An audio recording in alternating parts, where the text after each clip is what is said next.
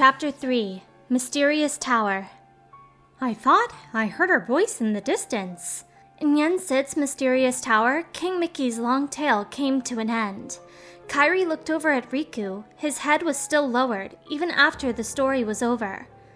She sacrificed herself to save me? His hands balled into fists. He knew Mickey had been behind him when he tried to close the door to darkness 2 years ago, but he'd never heard about the other Keyblade Master. An ache filled his chest, and he pressed the king for answers with uncharacteristic force. Why did you keep it from me for so long? I had to respect her choice. Mickey replied quietly with a shake of his head. What about us? You could have given us a choice. We could have gone and helped her. I know. Kairi was still watching them. This was the first time Riku had ever spoken so harshly to Mickey. But Yen Sid stepped in before he could continue. Do not be rash, Riku. As Mickey told you clearly in his story, reaching the realm of darkness the first time was not a simple task, and even if we had found a way back in, regrettably, none of us possessed the necessary means to get Aqua back out safely. So I forbade Mickey from telling you, let alone going after her. Why keep it a secret? Riku asked the sorcerer, still struggling to understand. Yen Sid's owlish eyes opened even wider.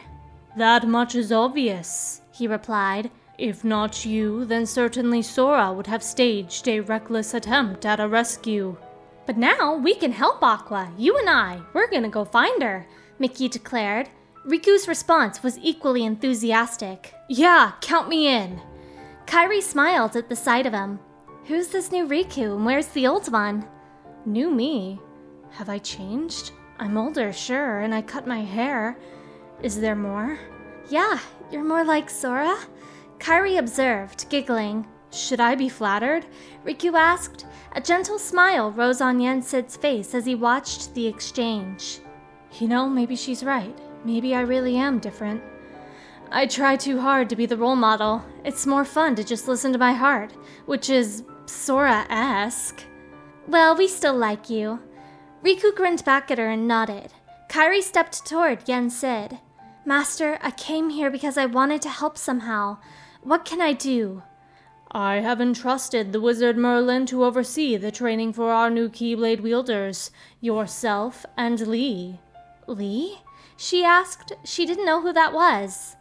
He means Axel, Mickey explained, and Kairi stepped backward in surprise. What? She yelped. Axel was the one who had kidnapped her while he was a member of Organization 13, but Riku had encountered Axel several times during his journeys, and he believed something had changed about him as well. He's a regular person now. He even saved Sora for us. You can trust him, Mickey informed her. Kairi turned to Riku questioningly, and he nodded back at her. Come on, Riku, it's time for us to go. First, we gotta find an entrance to the Realm of Darkness.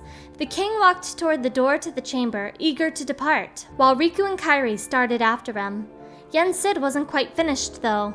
Mickey, take these along with you. The 3 good fairies asked that you be presented with them. They are new vestments that will shield the both of you from the darkness. The sorcerer held his hand over his desk. The 2 rectangular cases appeared in a burst of light. There was a small brown one for Mickey and a blue one for Riku. The 2 took their bags and thanked the master, then looked at each other and nodded. Okay, let's go, Mickey said with fire. And that was how the 2 of them ended up in the dark world. Riku and Mickey were wearing the new outfits they had received from Yen Sid. Their pants had matching checkers at the cuffs, but Mickey's pants were red, where Riku's were blue. Their jackets also had a similar design, complete with hoods for concealing their faces.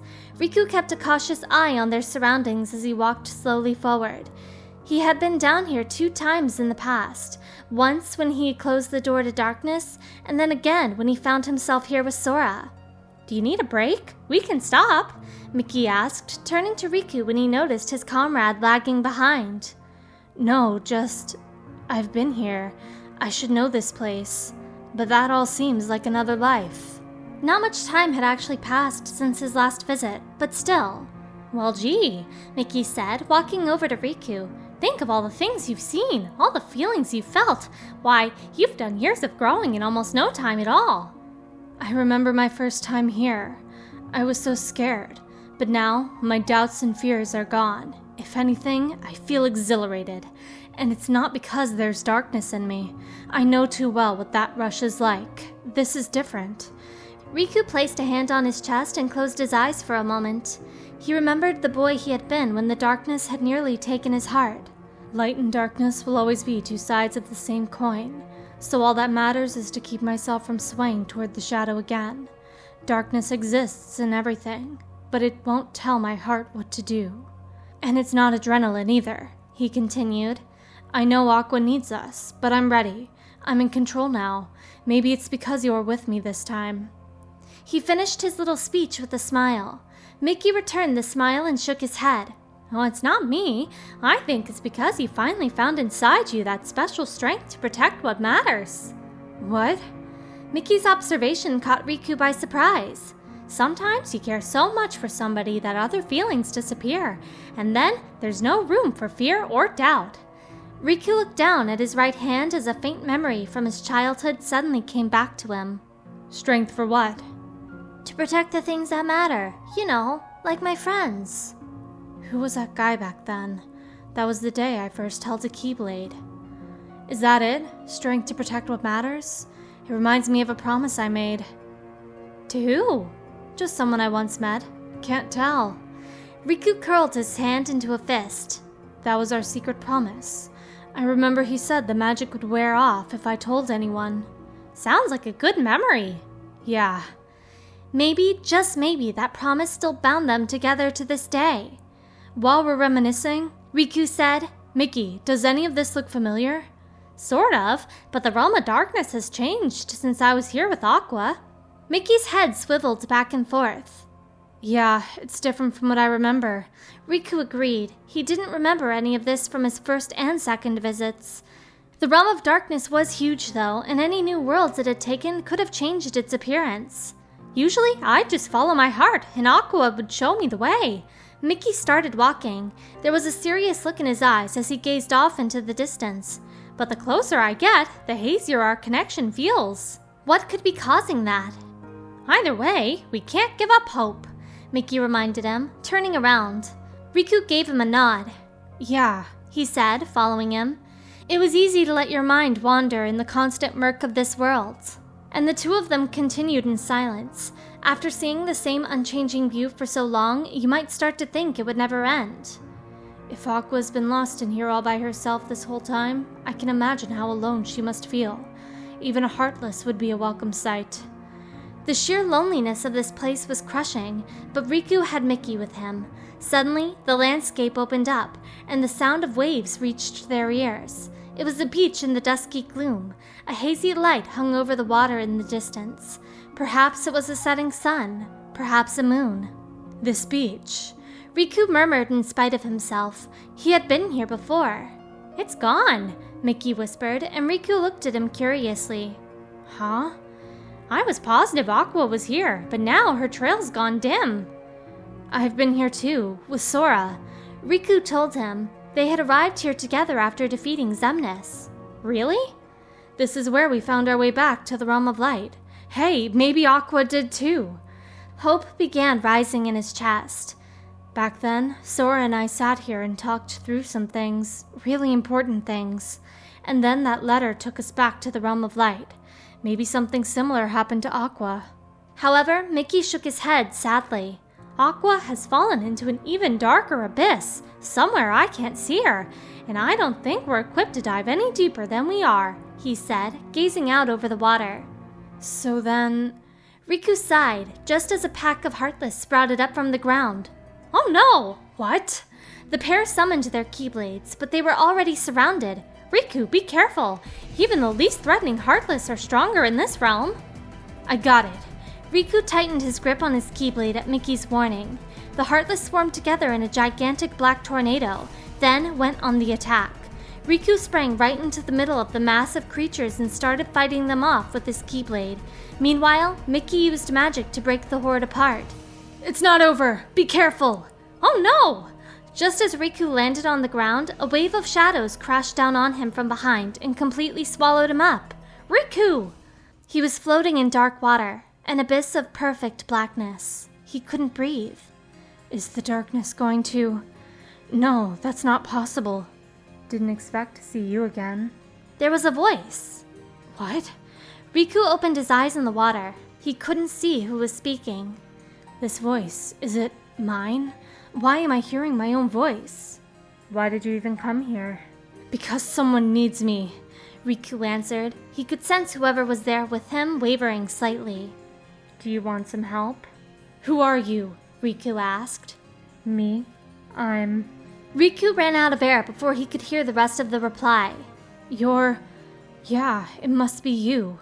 Riku, wake up, Riku! His eyes opened gradually as Mickey called to him, and he saw the king looking at him with worry. Riku sat up. Are you okay? Where'd the Heartless go? I got more than half of them, and the rest vanished. But they spit you out first, said Mickey. Thanks, I owe ya. Riku pressed down on his temple. His head still hurt a bit. That voice, that was him. The one I met back in Castle Oblivion. I know you feel invincible, but we're not. Mickey admonished him, bringing him all the way back to reality. Are you alright, Mickey? Riku asked. Yeah, thanks to the new gear, but your Keyblade. The king was looking at the weapon in Riku's hand. The tip of the Way to the Dawn, the Keyblade he had used all this time, had snapped off. The Heartless here are stronger than what we expected. I guess we should have powered up our Keyblades before we came in here, huh? I think we need to go back to Master Yensid's tower so we can regroup. Riku examined the broken key. But Aqua is still down there, alone, facing enemies like that. I know. Riku slowly approached the edge of the water. What if she's feeling as scared and alone as I felt the first time I came here? How long are we supposed to keep her waiting in this awful place? He said, staring out across the sea. Mickey walked up alongside him. But Aqua, she's like Sora. What? Riku exclaimed. Of all of the things he was expecting to hear, it wasn't that. You're telling me the master who saved me back then has her head in the clouds like him? Mickey hurriedly added, No, strong like Sora. Okay, good. Then I guess she's gonna be alright. Sora could fall into any darkness and swim his way out. Riku returned his gaze to the horizon beyond the sea. Besides, we won't be long. Right. Riku agreed firmly, then planted the broken Way to the Dawn in the sand. Can't use this Keyblade anymore. Might as well leave it here. For the other me. What? Mickey glanced up at Riku curiously. Yeah, for the other me. The one who's wandering down here alone. Riku and Mickey put the sea behind them and made their way back to the Realm of Light. And now we return for a third time to the mysterious tower, where Sora and his friends had arrived after their visit to Hercules. I see. You could not regain your strength. Yensid mused gravely, but Sora and his smile were unfazed. No biggie. I still learned a lot. I learned about protecting what matters, the people you love most. Donald and Goofy were also smiling next to him. Regardless, Sora, you will need the power of waking. Sora paused to think. Your strength can't be gone forever, Goofy said, trying to encourage him. Maybe something'll trigger it real soon. Like what exactly? Sora said in frustration. Goofy's boundless optimism wasn't really helping. I know, Donald chimed in. How about a bonk on the head? Sora glared at him, and Donald glared right back. Perhaps it could be something that is as simple as that, Yensid murmured. Wait, you think so too? Whenever you are in need, magic happens. That is your greatest strength, Sora. You make it sound like an accident, Sora said, deflated. Yensid's assessment was taking the wind out of his sails, and Donald and Goofy kept laughing at him. Suddenly, there was a knock at the door. We're back, Master. Riku and Mickey entered the chamber. Oh wow, you guys are all here. We were here before, but you guys didn't wait. The argument was quickly forgotten, and Sora, Donald, and Goofy, the King, and Riku were simply happy to see one another again.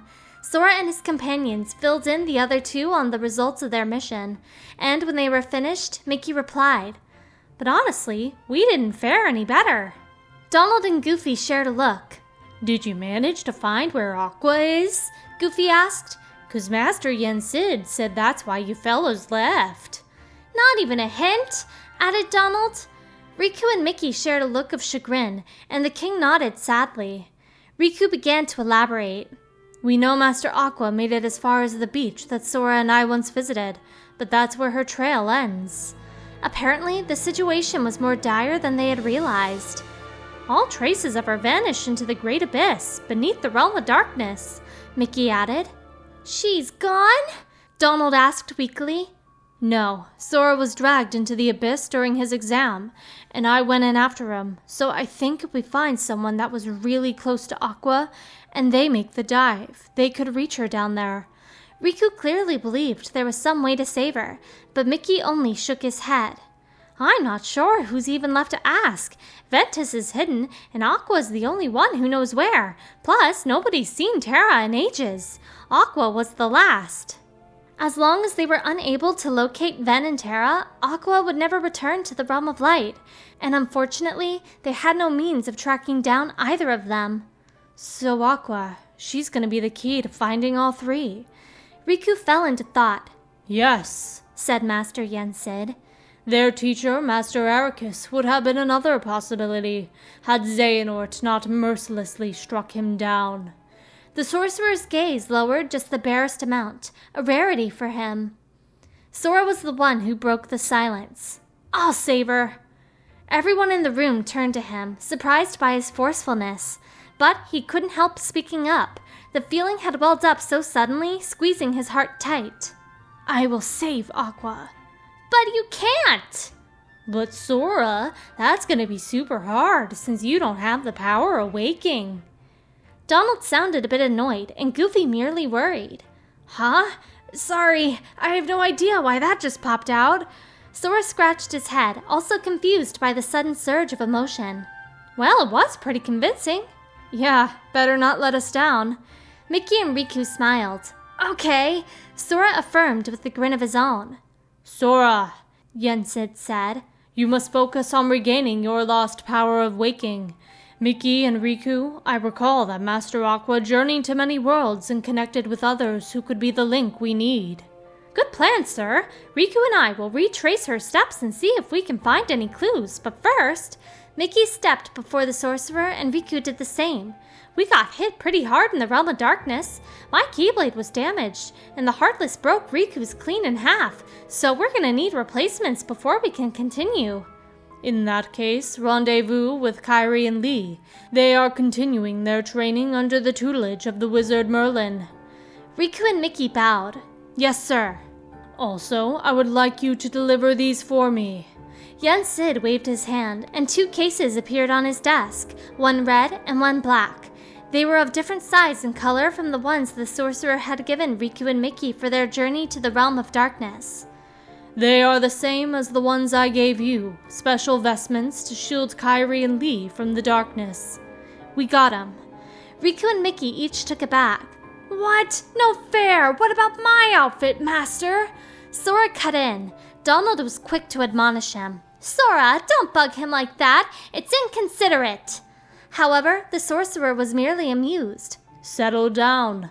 I have new clothes for you too, Sora. A gift from the good fairies." Yen Sid held out his hand, and one more suitcase appeared on the desk. Sora beamed. "I knew you'd come through for me. Thanks." Donald seemed disappointed that he and Goofy didn't get cool new clothes too. "These are no ordinary garments, Sora. Like before, they have very special powers, so it took extra time to prepare them. In addition, there is a special gift from Chip and Dale inside." "Cool. Okay." Sora replied gleefully, shifting the big bag from his shoulder to his back. "Now you are all ready to proceed," the sorcerer announced just as a diminutive figure hopped onto his desk. "Hey, wait! Don't forget about me!" "Jiminy!" Sora and his friends exclaimed. The dapper cricket had been their constant companion on all their previous journeys. As always, he had his top hat and umbrella. "Every journey worth going on needs a cricket to keep track of it, and I can't let you start this one with that old Jiminy Cricket by your side." Jiminy swept off his hat and bowed. "Good. Now, to mark the beginning of a new journey, I wish for you to have this, Sora." With another wave of Yensid's hand, a bangle set with a purple stone appeared in Sora's hand. It was engraved with the symbol for spirits, residents of the sleeping worlds who ate nightmares. Okay. That is a heart binder. Think of it as a good luck charm made just for you. You have a gift, Sora, for connecting with others, and this makes that gift stronger. Sora clutched the heart binder tightly and nodded. It's time to go, Mickey cried, and everyone stood at attention and bowed. Sora, Donald, and Goofy strained their ears to hear something. Goofy was right. Yensid was definitely whispering a certain phrase. May your hearts be your guiding keys. See? They all shared a look and smiled. Sora, Donald, and Goofy were in the gummy ship. Sora was wearing his new outfit from Yensid, a mostly black and red jacket and pants with checkers on the lapels. Okay, where to? Donald asked, but Sora still had his arms crossed behind his head and thought. Oh, come on, would you get serious? Give me a break, okay? I told you, these things take time. Gosh, is it just me, or is this becoming a routine? Goofy remarked, watching the scene play out again. Just then, an unfamiliar melody began playing from somewhere. Huh? What? Everyone searched around them for the source of the sound until Jiminy hopped onto Sora's shoulder and pointed at his pocket.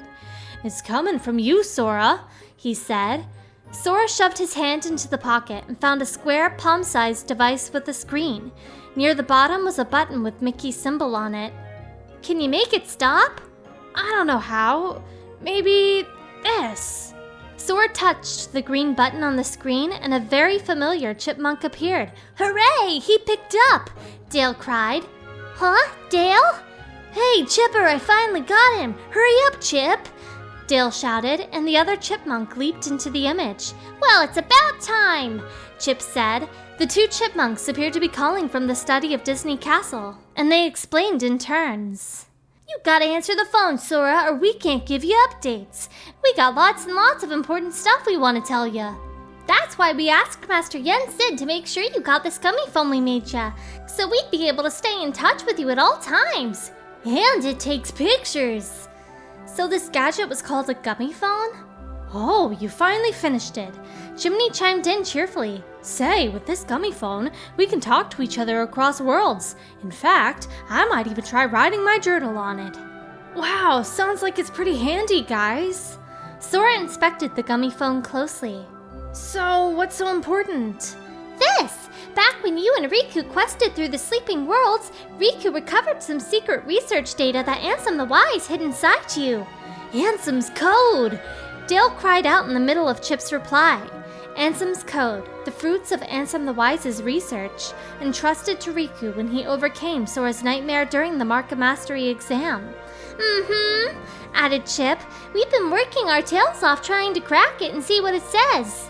A second later, the screen switched over to a young man with silver hair and blue eyes, wearing a white coat with a purple ascot tie. His long bangs obscured one side of his face. The data has been encrypted, so we've only deciphered some of it. Huh? He seems familiar somehow, but... Oh, I guess we haven't spoken since the castle. I'm Ienzo. Alias is here too. A well-built man passed behind him for a moment. Alias, whatever's between you and Roxas, it's in the past. Ienzo called over his shoulder, laughing. Sora, the reason we're here is because you and your friends defeated our nobodies, thereby recompleting us. We cast off our hearts by choice, make no mistake. But we didn't know that Xemnas, or rather Xehanort, was deceiving us. Ienzo explained softly. Huh? Xemnas? As Sora tried to figure out what Xemnas would have to do with this, Goofy shouted. Oh, he's with them. Ienzo's name while he was a nobody in Organization 13 was Zexian. His nobody was destroyed in Castle Oblivion, which enabled him to later revive as a human. Ansem the Wise had also cared for him as a child. Not anymore. Xemnas and Xehanort have no hold over us now. We're students of the heart, exactly the same as we were before all of this began. Ienzo told them in a calm voice, trying to dispel everyone's fears. Donald's trust wasn't so easily won. Yeah, right. But you know, now that I think about it, Axel's on our side now. Goofy reminded him. Donald mulled over that. True, Axel had become their ally. "We have friends we want to bring back to this world, just the same as you," said Ienzo. "To do that, we have to work together." Thinking about it more, it did seem worth giving Ienzo the benefit of the doubt. But what had happened to the other members of Organization 13? "In that spirit, Sora," Ienzo continued, "we found some intriguing data in the bit of code we deciphered." "It's about me?" "Yes. In order to piece your memories back together, our teacher, Ansem the Wise, took a close look at your heart. And what he found is that your heart doesn't belong just to you." Everyone was shocked by this revelation. Everyone except Sora, rather. "Gosh, you don't seem surprised." "Yeah."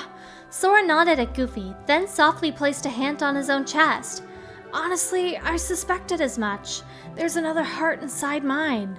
I think it's Roxas's, just like Naminé's is still inside Kairi's." "Interesting. Well, no one knows your heart better than you," Ienzo acknowledged, then continued. "To be honest, we still have a plethora of questions on our side, but the idea has merit. It's incredible enough that you and your nobody are able to coexist. If you share a heart, no wonder someone as remarkable as you caught Ansem the Wise's eye. We'll keep investigating based on your hypothesis. I'll be in touch." The screen switched back from Ienzo to Chip and Dale. "Okie dokie, we'll give you fellas a ring if there's anything else. Remember, me and Chip, the guys at Radiant Garden, and King Mickey and everybody are never far away," Dale said, and then the screen of the gummy phone went black. "I have to find Roxas and save him," Sora whispered to himself, staring at his phone. He raised his head to face whatever was coming next. "The others are following Aqua's heart, so I'll follow Roxas's heart." Donald and the others nodded enthusiastically at the idea. "Trust the guidance that your heart gives you, Sora. That's what Master Yen Sid said." Goofy agreed with a smile. "Where to?" asked Donald. In answer, Sora summoned his Keyblade and pointed it at the ocean between. "Oh, that's easy." After the call was over, Ienzo drew a deep breath and smiled. Sora was always good at that. He was in the laboratory of Radiant Garden where he had awoken alongside Lee, Alias, Evan, and Dylan, or as they had been known during their time in Organization 13, Axel, Lexaeus, Vexen, and Zaldin. When a stolen heart returned, the person to whom it belonged would revive where they had first lost it. 5 people had awakened here, but more than 5 had been lost in this lab. Isa, Cyax, was not accounted for. Lee had headed out straight away, and Evan, who had taken longer to awaken, had also vanished at some point. Ienzo wasn't sure what either of them intended to do. All he knew was that he wanted to carry on the mission of his teacher, Ansem the Wise. Alias and Dylan were still here, but they weren't apprentices. Evan was, and as a researcher, he was a man worthy of great respect. To Ienzo, he was also like a father, as much as Ansem the Wise had been. He let out a sigh and walked out of the lab. Intermission, 7 days. The sun was setting over a hillock deep within the forest in this special world. Here, Lee, or Axel, and Kairi were training as Keyblade wielders. Axel had arrived first, and Kairi not long after. She had been a bit frightened to see him again, but this wasn't the first time the two of them had been alone together. Axel had been the one to kidnap her back then. You could call it whatever you liked, kidnapping or just bringing her with him. But it didn't make a difference in the end. Horrible things had happened to her because of him. At least, that's how Axel saw it. "How many days has it been since you got here?" he asked Kairi, squinting his eyes as he watched the sunset. Their training had only just begun. "Why do you keep asking, Lee? You've said that every day." "Oh, sorry." "And you keep apologizing too." "It's just, I feel like there's something I need to remember." "Master Merlin said time doesn't really exist here. Still, maybe it's a good idea to keep track of the days. Today would be the 7th. But you got here before me, so..." "Nah, we can start counting from when you got here." "Huh?" "Maybe," Axel said, then closed his eyes and tried to clear the fog from his mind. Kairi joined him, watching the sunset. "How many days has it been now since you got here? Oh man, I could sure use some sea salt ice cream."